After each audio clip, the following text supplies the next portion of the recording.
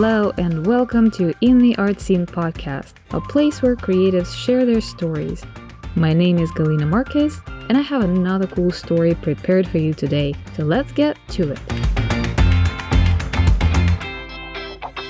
Hello everybody and welcome back to In the Art Scene podcast, and today you're in for a treat. I am speaking with Sergio Gomez, who is not only a very accomplished artist based in the Chicago area. He is a gallery owner, he is an entrepreneur, he's a fellow marketer, and he is the person who dedicated a lot of his time helping emerging artists from everywhere, from around the world. Hi, Sergio. Hi, Galina. Good to see you. How are you? Super happy to be here. Thank you for inviting me here to your show. Always a pleasure to connect with more creatives. I am thrilled. I'm so grateful you said yes to my invitation. Of course, my pleasure, my honor. So we just started chatting right before I hit recording. You said that you grew up in Mexico, and then at 16 you moved to the United States. And I actually want to hear the story, how the whole thing unveiled. How did you decide that you were an artist? Did you go for your BFA, MFA, and right? What happened from there? I'll make it short, so we go right into it. Yeah, so I always say that I became an artist in church, and the reason is because my dad was a pastor of a church. So as I was growing up, we would spend a lot of time at church. So my mom, to keep me quiet, during services and stuff, she would give me little index cards and a pen.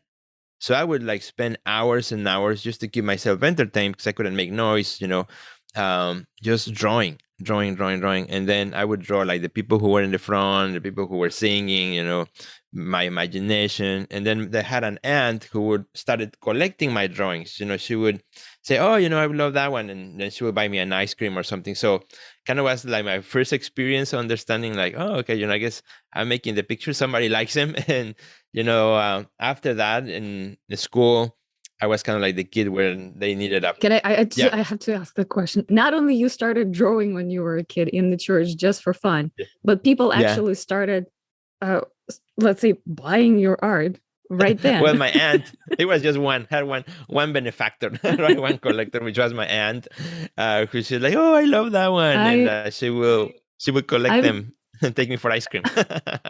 I'm curious to hear how it contributed to you being a successful entrepreneur. Yeah, I guess so. I started early. So, after that, in the school, I was a kid who would do the posters for Mexican Independence Day and, holidays like that. So, fast forward then in 1988, my parents said, well, we're moving to United States because my dad had transferred from the church he was pastoring at to one here in Chicago, in the suburbs of Chicago. So I'm oh, okay, we're going. And so we came here. I didn't know English. I had to learn, I knew the basics, what you learn in school, my name and where's the bathroom and all that good stuff. But, I had to really start from scratch. And of course I was 16-year-old, I was kind of shy. You live at that age, you have all your friends, you don't want to go anywhere. So for me coming here was I was excited, but at the same time afraid, and I just didn't know what to expect. So we came here, and at the high school there was an art club, and so I'm well, I'm gonna sign up for that. And even though I don't know how to speak, at least I can just draw. So again, in the art club, I just was drawing and making art, and then I got into the yearbook club, and I was doing the pictures for the yearbook and the cartoons and stuff. This a time before computers or cell phones, right? So everything had to be done by hand. So that's kind of how I started. My high school teacher then saw that I had a lot of interest, and he asked me when I became a senior, hey, Sergio, do you have kind of an interest in kind of going for art? Do you see yourself going into art? And I thought, well, first of all, I have no idea how to apply to college. We just arrived here last year. It's all new to us. I have no idea how to do it. I don't know, if at that point, I didn't actually knew that you could become an artist, a professional artist. I thought, well, the only option is graphic design or something like that, I had never met at that point an actual working fine artists. All I had seen as designers, and I thought that was kind of Yeah. like the thing you had to A do. proper profession. Exactly. In air Especially when quotes. my parents asked me, "So, what are you gonna do?" Well, I want to do art, but what kind of art? What does that mean? Well, I don't know. I guess graphic design. So my high school teacher, Mr. Larson, he said, "Hey, why don't you go to community college? There's one here nearby. Just take the classes there. See what you like before you decide what you want to go into." I'm like, okay, I think that sounds like a good plan. So he helped me out, recommended me with the professor there. Went to community college. I ended up loving it. I took every class they had. Even I was supposed to graduate, after the second year. I stayed for 3 just because I just kept taking classes. I didn't realize that I could already graduate and move on. And so, yeah, that's how much I loved it. I loved everything, the painting, the drawing. And surprisingly, I also really enjoyed the graphic design courses and the digital art, which by then it was like the square Macintosh that was black and white, page maker. You can only do straight lines and circles and, that kind of old stuff. Old school, and but that was it, and I was fascinated. So after that, I went to the Art School of the Art Institute of Chicago, and to study both painting and graphic design. I wanted to do both, and it was kind of a very interesting season because the painting department was in one building, the graphic design was in a different building. Back then, it's early 1990s. It was not like it is today, where you have a lot of artists who do many things, and it's more interdisciplinary. It's okay to do, if you're a graphic designer, to do painting, and vice versa. You can do multimedia. Back then, it was more pronounced, the differences, where if you were a painter, you stay with the painters. If you were with a graphic designer, you stay with the graphic designer. So I felt kind of like disconnected in both places, because in the building for the painters, we were all messy and loose. When I walked into the graphic design, it was the opposite, right? Everything's clean and neat, and so I was really confused. But I found a couple of professors that I really connected with, and I was there for a year and a half. The School of Dance of Chicago is great school, a lot of options, but I just couldn't afford it anymore. So look for another alternative, find another school near Chicago. That was Governor State University, much smaller art department. Went there, loved it, made really good friends with other students and also with other professors. I did finish my BA, did my MA right there, met my wife right there. She was in the psychology department. I was in the art department, and a friend and I, we had started a leadership club. And so my wife came, and that's kind of where we met, that club. So a year later, we dated for a year, and then we married. So we were still both at school. After I finished my MA, that's then when I decided to go into the MFA program, and I did that at Northern Illinois University. So that's kind of like my trajectory of education and how I became an artist. I see. Well, and your primary medium right now is painting, right? So I've Is it? always loved painting and drawing, but at the same time, I've always loved digital art and digital work. Although I have not really shown digital because I use it mostly to edit, or sometimes to do a variations of a painting in digital way. So now I'm really excited because now through NFTs I will be releasing my first actually collection that it starts as a painting and then is digitized and also altered in the digital form and then presented in a new way. Yeah, I'm asking because I don't believe I have seen on your Instagram any of the digital art. No, you So will I be was seeing kind of very curious. soon. Okay, well, I'm excited about that.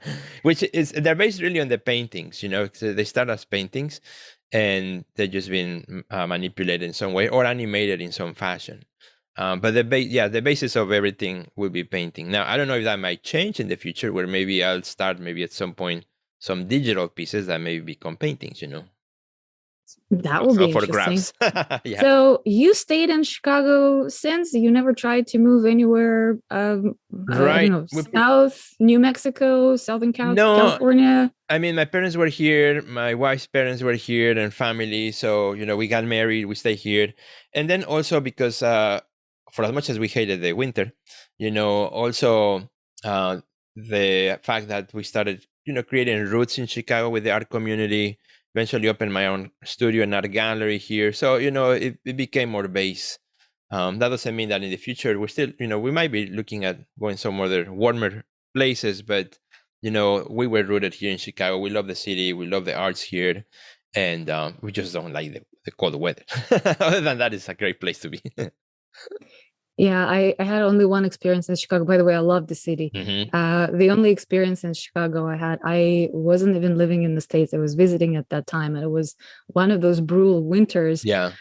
right around Christmas time Okay. when it was huge snowstorm, like blazing, Yeah. and all the flights were canceled, and I Yeah. was supposed to fly back home to Uh, Russia, and I had a connection in Chicago. Oh, And I'm okay. like, oh my God, I'm stuck here. I mean, being stuck in California is not a bad thing Right. around Christmas, Right. Right. but I already had the tickets and I had to go Yeah. back to work and stuff like that. Oh goodness. But right on the date Mhm. when I flew to Chicago, the weather was just Oh, perfect. good. Okay.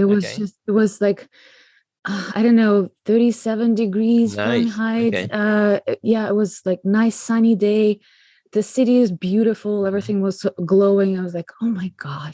And it was airy and so inspiring. I walked like in the central area where, Yeah. I believe they removed the statue that bubble now, The, or is it still there? no, the bean. There was a Yeah, the bean. yeah, it's still here. Yeah. Still there? Yeah. Yeah. I was fascinated. I like Beautiful. Hmm. I got underneath and I just put my eyes up and I'm like, ah, Right. I'm in a different world. Exactly. Yeah. No, it is a Beautiful. really, Chicago is really cool beautiful. piece. Yeah. And it's Yeah. Kapura sculpture. Yeah.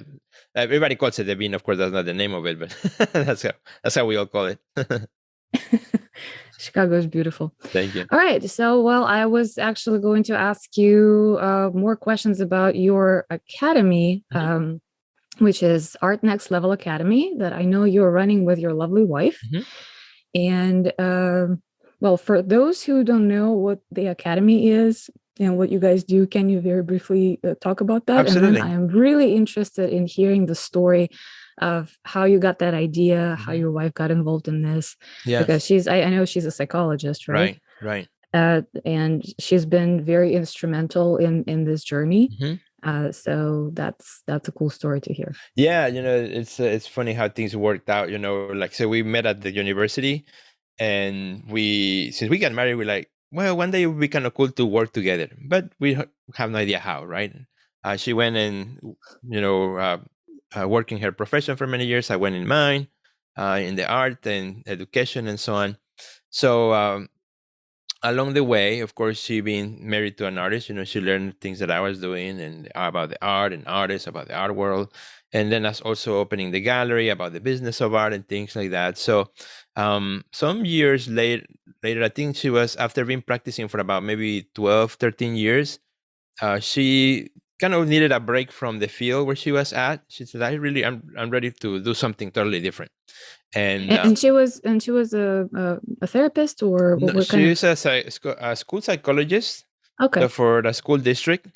And so it was very stressful, every day kind of Oh yeah. assessing children. And she didn't do the therapy, but she did the assessments and, all that, and a lot of stress. And, she would come home like very stressed out. So she's like, I need a break. I need to take a break. So she kept her license and everything, and still doing things, but practicing every day full time. So she's like, well, I'm gonna go and work at the gallery. So she worked also full time at the gallery for a full year and a half or so. At the time, I was also working. I think at the time I was working as a, let's see, when after I graduated, I worked for maybe 5 years in marketing and design, doing graphic design and all those things. And then, 'cause I always have a passion for marketing. So then I knew you're a fellow marketer. yeah, exactly. Yeah, once you have it in their blood, it just goes wherever you go. Yep. Yeah. It doesn't let you It go. follows you, right? So Yep. then after that, I went and started teaching because I love education. I love, working with people and just sharing ideas. So I started Yeah. teaching. Hmm. What were you teaching? So I was teaching graphic design, web Uh-huh. design, kind of art appreciation, art history, kind of a mixed batch of different things. And so at that time, then she was working at the gallery. And every time that we work at the gallery together, we always had artists who would come in and we have conversations. And we helped a lot of artists through the different exhibitions. I started curating also for the Joby Art Center. I became curator there as well. And so I was really in contact with a lot of artists and a lot of conversations. And so we started to do like workshops, like, well, I think this is something that artists need to know, a specific topic, and we just do a quick workshop at the gallery or at the art center. And then a friend of mine invited me to a conference that it was that they were doing on the west suburbs of Chicago. So we went and we called the talk the taking your career to the next level. That's the talk that I did. And to my surprise, it was really well attended, and it was amazing feedback. And after that talk, we're like, well, maybe this is something that we can help more artists if we can take this in a bigger platform, if we can take this in a place where people can access it from their computers and so on, their phones. So that's when we say, okay, maybe we can make this into an online platform so that artists can take part of that. And that's kind of how it all started. The first thing we did is then I started my own podcast, the Artist Next Level podcast, 7 years ago. And that was kind of like the beginning of starting, interviewing artists, curators, and everybody, in the art field, and kind of telling their stories. And from there, starting to create the courses, and one course became two courses became three, eventually became a full online platform, which we call the Art Next Level Academy, where now we have a whole array of courses for artists at all levels of their art career. I always talk about the Artist Next Level Academy not as a distraction to your art career, but as a companion to your art career, where if you're an emerging artist and you're looking for, what you should be doing about marketing, what should you be doing about building your portfolio or approaching galleries and so on. When you get to the Art Next Level Academy, we have a whole a roadmap for emerging artists with all kinds of videos and information you can take. If you're a mid-career artist, for example, who is having a hard time with technology, like, you feel like, well, maybe galleries have evolved and changed over the last few years, or I'm trying to keep up with social media. How do I do it? Well, we have a roadmap for that too. And if you're an established artist who may be working with multiple galleries, maybe you already had museum shows, we also have a roadmap for that. So it's really nice because then we have a community where artists can meet each other. Every week we have Zoom sessions where artists can connect with others from around the world. And every Thursday, I do live Q&As. And that's kind of my favorite part of it. I get to brainstorm, with artists, whatever their need or they're looking at, or sometimes you just need another person to think ideas with, so an artist may come in and, hey, Sergio, something as simple as, should I have pricing on my website?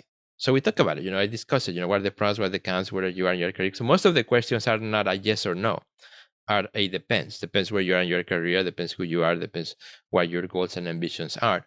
That will give you the answer. So that kind of conversations is really what helps artists to say, okay, no, I think I can make a more informed decision, and then they can move on. So that's kind of how I like to roll. We are a companion to the artist's career along the way. So to reiterate a little bit, Art Next Level Academy is mostly about helping artists grow their art business. It's Exactly. not about taking art classes, paintings, whatever. Right. It's more about how to navigate the world of business, marketing, being an entrepreneur, because all of us know that this is very stressful. It all Right. begins. I know for myself, because I just started being a full-time artist a couple of years ago, right before pandemic. Yeah.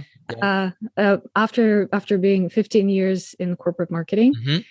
And the whole thing started as, a very romantic kind of idea. Oh, I'm going to be an artist. I'm going to be doing what I love, and it's going to be awesome. And I'm going to spend like lots of time in my studio creating like ideas, and people are going to love it. And then you realize that all of that administrative work, marketing, graphic design, web design, social media, all of that is just.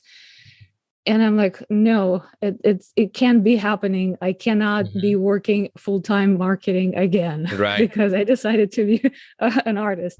So I can see that why your academy is so helpful, because a lot of us and a lot of us don't have backgrounds in corporate business, and a lot of us don't have education in marketing and other things.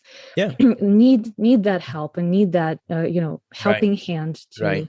to guide And them through that stuff. Yeah. and what we do, which is really kind of unique to our program too, is that we look at the whole artist as a whole, right? So also we look at the wellness and mindset. So that's where my wife comes in. So she creates courses and talks and conversations to talk about overwhelm, stress. How do we deal with that? Also mindset blocks.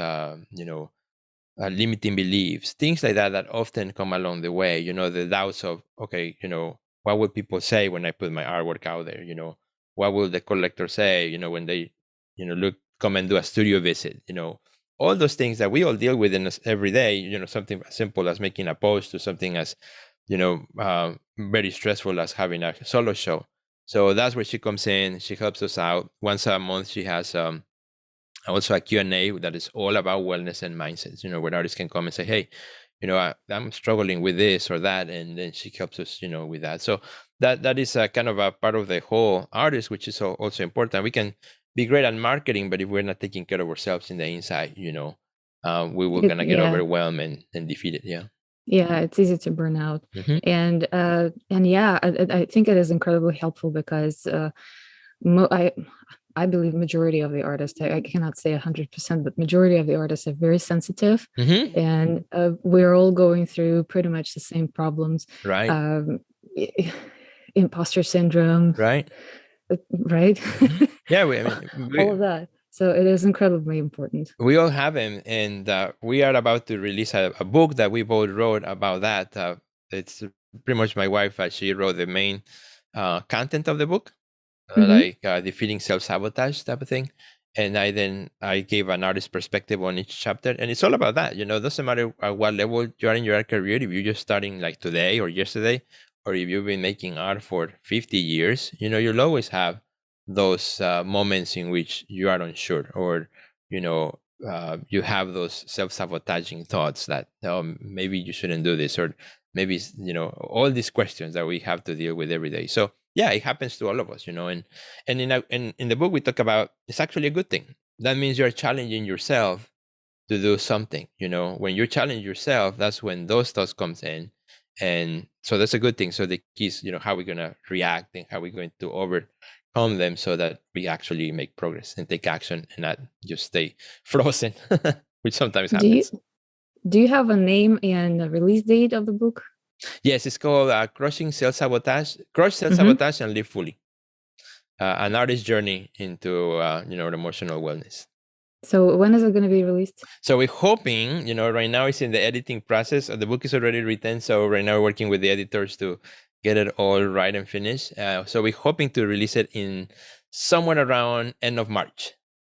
Okay, so we are recording right now. It's the end of January, and this episode probably going to be on air around end of March. Oh, so super. I will make sure to follow back on that and put the link in the show notes for the book. So everyone who's interested, you guys need to go and check out that book. Yes, it's going to be really awesome. We're super proud. My wife, she has already written a book before, but this is the first time where we do something together. So it was really fun, because she brings the professional wellness mindset perspective, and then I give a response as an artist. This is how I see it as an artist in my own experience and working with many other artists. And so this is how you can also take that and that idea and bring it to the practical aspect of being an artist. So it's really fun. We wrote it kind of as if we are having a conversation over coffee with an artist. That's cool. Yeah, that's cool perspective. Yeah, and conversation of an artist and psychologist. Yes, and it comes with nice also a space for you to work on the questions that will help you out to kind of process all this information that's through the book. So it's really hands-on too. So the book is not only talking about certain issues and how to overcome, it also gives some kind of tasks and questions. Oh yeah. Okay, Yeah, so it's a pretty much a workbook, it's right? just like a workbook, but it's Okay. included in the book itself. So there's also blank space, so you can write your answers too. I mean, of course, you can use something else, but yeah. And actually, we invite the artists, when they read the book, to also find another partner that maybe they can run ideas back and forth with them and do it together with somebody else. I mean, you don't have to, but it's kind of nice to be able to talk about these things. That sounds really awesome. And I believe that's going to become the next the artist way. Yeah, yeah. Yeah, I mean, it is something that never goes away. And I think more than ever, I think, being an artist who started, when I had black hair, now all my hair is white. And Oh, you look sharp. thank You you. look I awesome. turned 50 last year. So, as I look at, how the world has changed, and I believe today in 2022 and beyond, the expectations of being an artist are getting huge, bigger.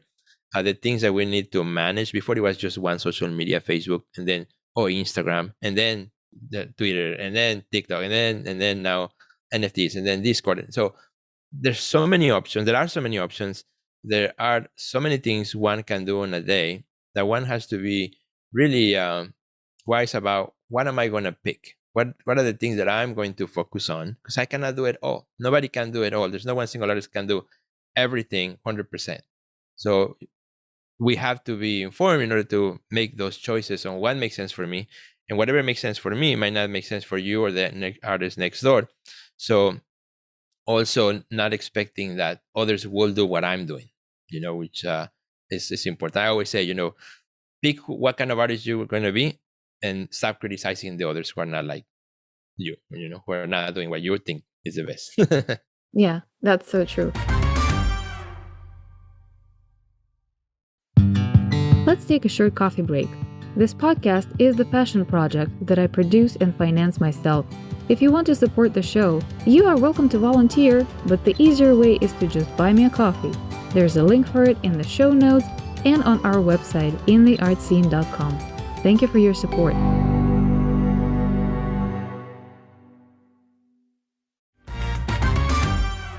How do you have enough time to do it all? Because you're an incredibly busy person, and you're still a working artist. You're having shows, you're producing a lot of work, you're running a gallery, you're running an academy. Yeah. So how do you balance your work and life situation? That's a good question. And we talk about it in the book too, because that's kind of like what people ask me a lot, when they first meet me. Hey, Sergio, I see you all the time in Facebook and Twitter and, LinkedIn and everywhere. And there must be a clone of yours or an army of clones. Like what I Yeah, wish. you should be honest on this podcast. You have a team probably. I wish there was, right? So, but it's a combination of things. One, the way I am, I like to manage multiple things. I know kind of what's my limit and kind of when it's too much. And I'm also very good at managing my time. Now, I'm by default, that's not me. If you had met me 20 years ago, I was very disorganized. I didn't have a bank account. I would keep all my money in my pocket. Everything was a mess. Then I got married, right? My wife is the opposite. So I learned a lot from her. And so we help each other out. And so I've learned over time the value of organization, the value of productivity, the value of optimizing my day to the best of my ability so that I can do the things that I do. And it has been a process over time. This didn't happen right away. Right now, I can finish this conversation and go to my studio next door, which is right there, and work on something, and then stop, and then go upstairs to my office and take care of business for the gallery and things like that. And of course, we have a team now, in the different things. So for the gallery, have a gallery partner. We work together to manage things. In our next level, we also have a team where, with different responsibilities. So delegating has been very important too. The thing that I manage 100% myself is my art and my studio and my social media. For the other brands, the gallery and others, we have other people who also help us with social media and things. But yeah, delegating and trusting that the person you're working with is going to come forward and work with you. It's, I think, one of the keys because it's impossible to do it all. But it's a challenge. It is a challenge. It's a challenge for me too. And I, by default, I'm a workaholic, so I have to be mindful of taking time off. because otherwise I won't. And so my wife's like, hey, maybe you haven't taken time off lately, and so I have to mindfully do that. So that's my weakness too. And I say this because sometimes we glorify the person who is really busy, who's doing many things, and I like to say, there's nothing that makes one person better than another. You just have to be you. You know how much you can handle. If you are an artist listening right now to this podcast and you can handle just two things and you can do them really well, then focus on those two things. You can handle 5 projects and that you can do that very well, then do 5. You do you, and don't try to take more than you can handle, because then it comes back and at you, and it's not good. And I've been there myself. In the book I talk about a story where I just took too much, and it was just bad for my health, affected my health for a long time. Even today, I'm still dealing with some of those bad choices. Yeah. And well, first of all, my friend, you just ruined an image of a bohemian artist for me. There we go. Yeah, the disorganized dude with great ideas, like keeping money in the pocket, like cramped in the big bowl. That was me. Yeah.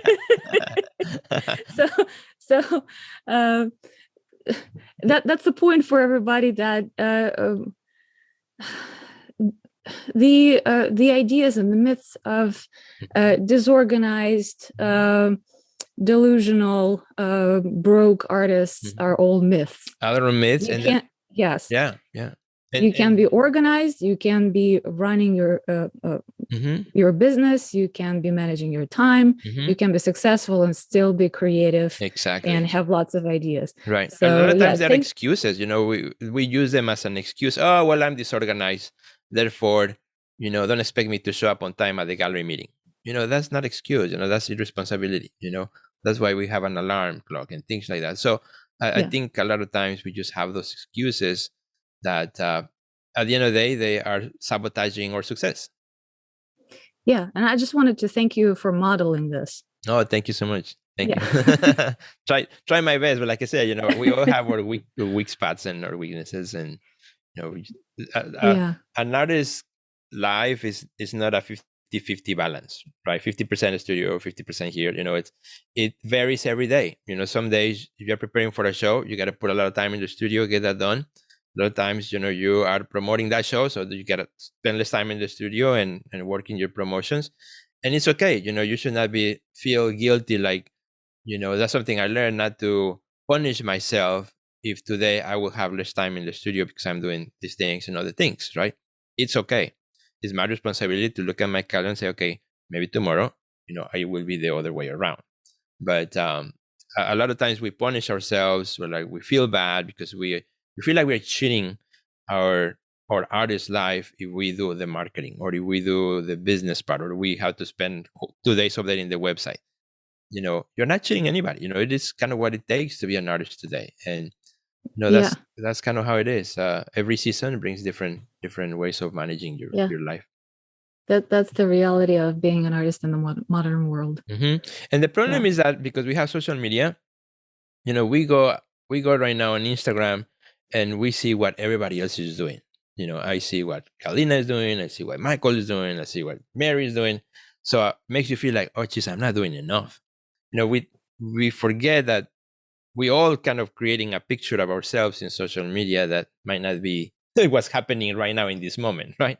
But it feels like that. It feels like that. So we have that big pressure, and we tend to then compare ourselves to others because of social media. Yeah, social media contributes a lot. And also living in the Western society, pretty much anywhere in the Western society, we kind of praise this hustle culture. We think that if we're not busy enough, right? Like to me, it was a huge kind of a light bulb over my head when I used to beat myself up for procrastinating on some creative ideas. And then I just realized, like, I'm not procrastinating. My procrastination is actually a part of the creative process. Exactly. And a lot of us don't think about that because we we grew up with the idea that you need to get a proper job, quote unquote proper job, that you like there's a ladder and there are some milestones that you need to hit by the certain age, right, and that you need to work hard and that you need to sacrifice yourself because, you know, to like maintaining a life balance means like you have to work and then you have to spend time with your family and don't leave time for yourself because you don't matter. Right, exactly. Yeah. Which is not right, because when you don't fill yourself with something, you are giving out of an empty place. So yes, you're absolutely correct that self-care is incredibly important. And you come also, you understand the marketing world, because in the marketing world, it's all about the deadlines, right? If you have a deadline and the client needs it by certain time or day and so on. So, coming from that background, it's easier for us to kind of understand like whether the world moves around deadlines, right? But sometimes when you don't come from that, it's a little bit harder to pace yourself to figure it out, create a system that kind of works for you. Yeah. So finding your flow, I think, is super important. Yes. And I hope that there is an extensive chapter in your book about that. So everyone, by the time this episode is out, we're already going to have a link. So again, everybody go to the show notes, find that link, and buy the book. So the book is called Crush Self-Sabotage and Live Fully. It's an artist's journey into wellness. So definitely super excited, because we covered a lot of the topics that we're talking about today, particularly in the area of organization, wellness, mindset, affirmations, all that good stuff. Awesome. All right. So a couple other questions. One question I really wanted to ask is like, if anyone, I know my audience majorly are artists who are kind of at the beginning of their careers. And I know that, well, the whole podcast is not only about, it's about connecting, sharing the stories, because we all think that we are alone in the story that we're telling ourselves. And I have had amazing people with crazy life stories that, kind of, I hope make everybody feel that whatever you're going through, you're not alone. But also, we tend to give each other advice on how to enjoy being an artist and how to succeed at it. So if someone listening, just starting their career, they have no idea like which way to turn their eyes, who to start talking to. I remember I was afraid even to like send a DM to other artists, because I felt like, oh my God, everyone is so much ahead of me and they're not gonna just even pay attention to me at all. So what would you recommend or give advice to those people? Well, for anyone who's starting out, right now, or even if you just, been at it for a couple of years or so, is the good thing is that you have an opportunity to reinvent yourself. A lot of times, we come from perhaps a graphic design background, or maybe you had kids and now like, this is my time. Now the kids are going to school, want to get back to it. Or maybe you had another profession, all of a sudden like, well, I need a life change. That gives us a whole opportunity to reinvent ourselves. And I love this idea of reinventing ourselves and then choosing our own narrative, right? In other words, the story. And I think you just said it perfectly. Everybody that comes here to your show, they have great stories. And sometimes we think, well, my story is not that interesting. But, I will tell you, as you're listening to this podcast, your story is interesting. You have to tell your story. Tell your story, because when people connect to your story, they'll connect with you, they'll connect with your art, with the things that you're doing, they'll want to come behind you.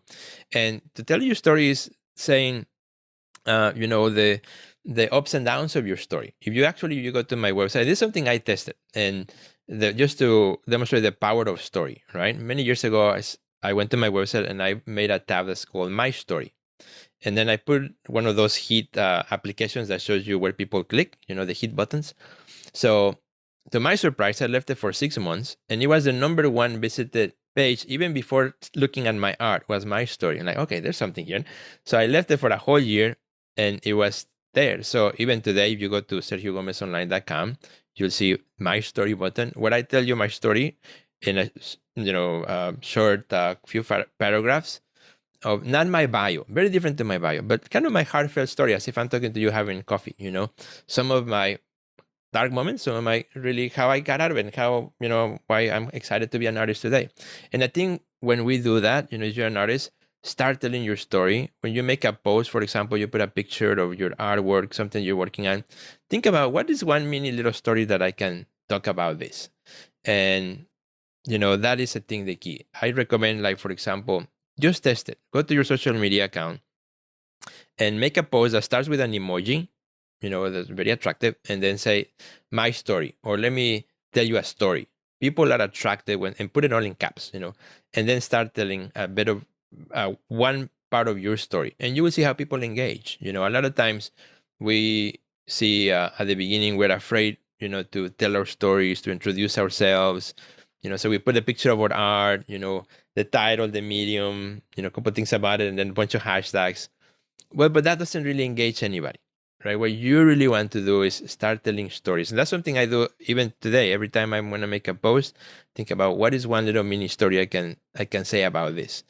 And it, a lot of artists say, well, so but my work is abstract. There's no story, a specific story behind it. It's not like, well, there's a picture of a mom, talking to her 5-year-old. No, it's just totally abstract. So it's not like you're going to interpret the artwork for the people, because you want people to come to your art and engage it in their own terms, right? You're not going to tell them what it means, but you can talk about maybe what you were thinking when you created the art, maybe what was happening in your life when you created this piece, maybe what lessons you were learning, about being an artist when you're making this piece. Maybe you can talk about, something funny that happened, when you were in the studio making that piece, and start writing down those stories, because they become also later on, when you're asked to do artist talks or interviews like this, you can pull from that repertoire of stories that you've been gathering. So I have a lot, also from different pieces that I have created over time, that, when I have an artist talk, if there's a certain piece on the wall, I can talk about a story about that piece, something that happened, or maybe a funny story or something that I was thinking about, and start documenting those stories, which at the end will become your narrative.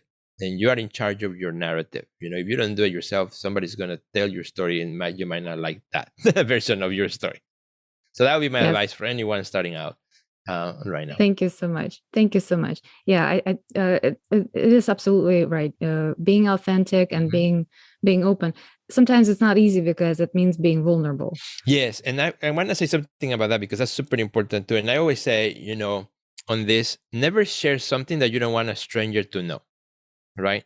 So you want to be vulnerable, but you also want to protect your own story, your own life, your identity, and that of your loved ones, right? So when you share your story, for example, when I tell my story, I know how much I want to be make public, and then what things are part of my private life.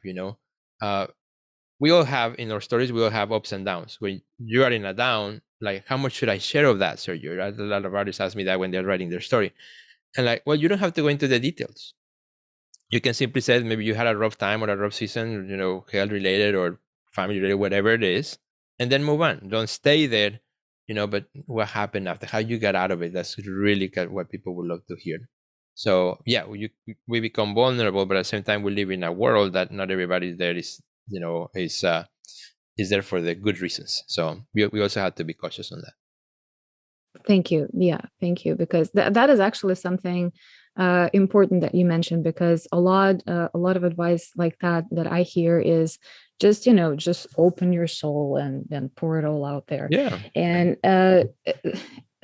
for someone it might be not bad. Someone can be brave enough, but first of all, for a lot of us, it's very uncomfortable. Yeah. And yes, you're right. You never know. I mean, trusting people is good, but you also need to think about your own safety. Exactly. Yeah. Totally agree. Yeah, and you can think about like maybe releasing some things like little by little. Exactly. People are still going to be interested. People are still a lot of like more people will be interested in hearing and relating to something that you were going through, even if that was a bad time. But yes, you're right. You don't have to talk about, I don't know, how bad your bowel movement was when you were sick or something. Yeah. Right. Because yeah, a lot of us think like, well, I don't know, I'm looking at you, you're sitting there in your studio with your fancy microphone, looking sharp, successful artist, successful entrepreneur. I think you were born this way. Of course I'm going to go to your website and click that button. It's like, yeah, no, he kind of started, um, a boy grew up in the Mexico City and Yeah. moved to the United States without speaking English at all. It's like, okay, well, I'm not the only Right. immigrant Right. with the challenges here who are trying to reinvent myself, right? Exactly. Yeah. Yeah. So We all have our struggles and the things that we have gone through. Yeah. Absolutely. And sharing those are is kind of what makes us human, right? So when we yes, share them, exactly. then other people say, "Oh, that is great." I have like a really cool story to tell about this. For example, how art also tells our stories, right? And also identifies with other people's stories when we allow them to happen. I had many years actually when I was starting my career, one of my first shows, I had a painting, a small painting that had two hands. Pretty much, I kind of like outlined my hand, kind of like then I put some colors, and it was a very abstract piece, but you could see two hands kind of like on top of each other. And so I had that painting in this show. It was a group show, and so I was there looking at people and talking to people. And I saw this young woman who got really close to the artwork, and then she started crying. And I'm like, oh, she's is it that bad? I don't know why she's crying. So I got really interested. I couldn't help myself to just get a little closer, introduce myself as an artist, and said, you okay? So saying all right.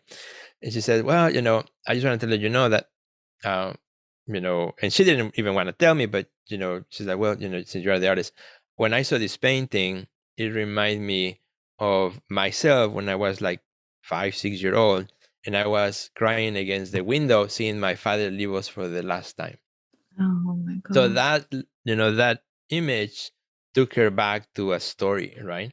And that's the power of stories. That's the power of how our when we share and when we are open, we can connect to other people's stories. And I think that's a beautiful thing.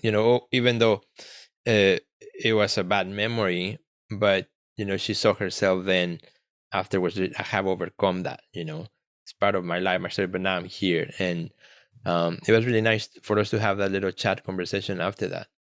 And this is the power of stories. Stories have been around forever. Sometimes I already say, well, Sergio, but nobody reads our post anymore. People are just scrolling. Well, sometimes they don't read because we don't say anything interesting. Or they don't read because we haven't taken the time to engage with others. So when you start, I always tell others, start telling stories slowly, not essays, just a bit of a story here and there. Engage your audience, ask them a little question or so. Don't expect everybody is going to be right away answering and engaging with you if they don't have that relationship with you just yet. It builds up over time, and I it's something that it grows as you open up yourself more, as you become more human. And then the end result is that then you have a community of people around you. It's not a I don't like to call them followers. Followers implies just numbers, right? That you don't know who they are. It's a community. People on the other side of this device who decide to comment on your post, to engage with your story. And I think that's amazing. For as much as technology, is sometimes crazy and distracting and all that. The beautiful thing about it is that behind that phone, there's people just like you and me, and that's our humanity, and that's really beautiful when we can actually engage with people on that level. Yeah. But it takes Yeah. time. Don't expect that to happen right away. Yeah. You know. And as a marketing, I can attest this is the best kind of audience, even if you have 30 Yeah. people, but Mm-hmm. they are really into what you have to say and they really engage with you. It's better than having 30,000 followers That don't care. who are just kind of pass buyers, right? Exactly. Yeah. No, and Yes. even imagine 30 people coming to your house. That's a big crowd, right? And Yeah. yeah, and that is true. The kind of the world today, glorifies numbers, right? Thousands and more Yeah. followers and verifications and all these things. But at the end of the day, like you said, or you only need a small audience to really make a huge difference in your art career. Yeah. Well, you have thousands of followers. Can you say that they are all like, or most of them are engaged in Absolutely your not. community? Absolutely not. It's always a small percentage. Yeah, you have people who follow you. You have bots that follow you. You can avoid that. You have people who may like a post or they follow you because they wanted to be followed back. You always have all these things, but no, it's always a small percentage of people who really care. And the cool thing is you get to recognize those names when they show up in your feed.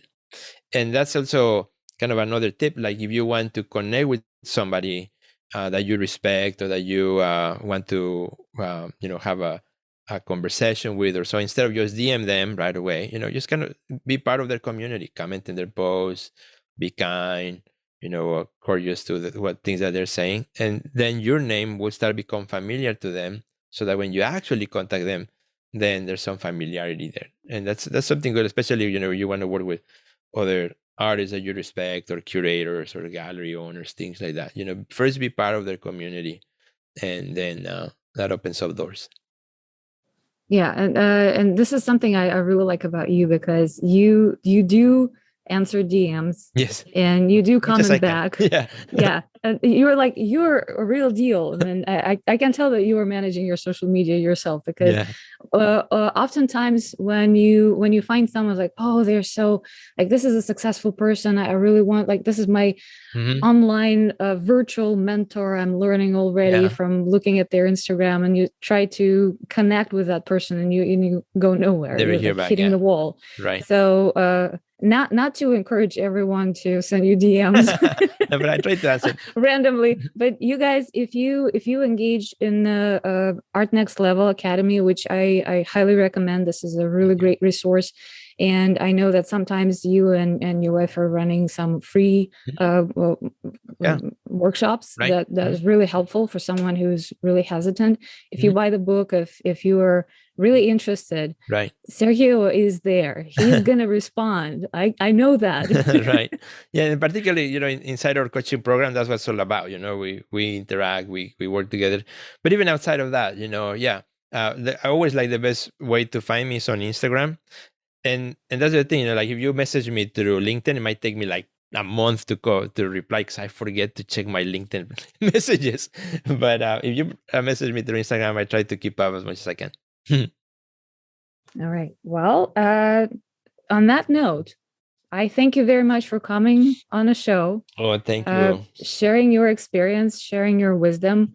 I hope, well, we've been talking for almost an hour. Yeah, that's fun. For like 10 minutes. And yeah, I found like this hour incredibly informative and helpful for me. And I really hope that other people will find, even from what we just talked about here on the show, some inspiration, some encouragement. And yes, we made some shameless plugs to your academy, and that's cool. This is what the show is about anyway. We're all helping each other. Absolutely.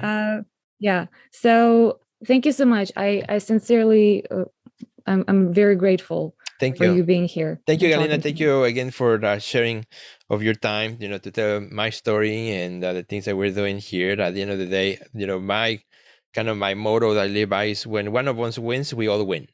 Yes. when Galina, you get better as an artist, it helps me too. When one of our friends here gets better, it helps. Why? Because when more artists out there in the world, helps every artist in some way or fashion, right? When more people connect with art, helps everybody. So when one of us wins, we all win. And if you want to connect with me, just find me on Instagram, Sergio Gomez Art. Be happy to chat and connect. Yeah, and we will make sure that in the adjacent blog post and in the show notes on Anchor, we have all the information, all the links, all the references that we were talking about. So you can always find the Academy, Sergio's Instagram, and LinkedIn. Maybe someone wants to check out your patient. LinkedIn. And the book, if the book is already out, it also will be linked over there. All right. Well, thank you, everybody. Thank you, Sergio. And you have a great rest of your day. Thank you, everyone. Have a great and fabulous day. See you later. All right. And I will see you next time in the Art Scene. It has been another episode of In the Art Scene podcast. If you liked today's conversation, please give us a good review on Apple. And go listen to other great stories. Check out our website, intheartscene.com, or follow us on Instagram at intheartscene for more content. If you are a creative, and you want to share your story, shoot us a message from the website or DM us on Instagram. Look forward to seeing you next time in the art scene.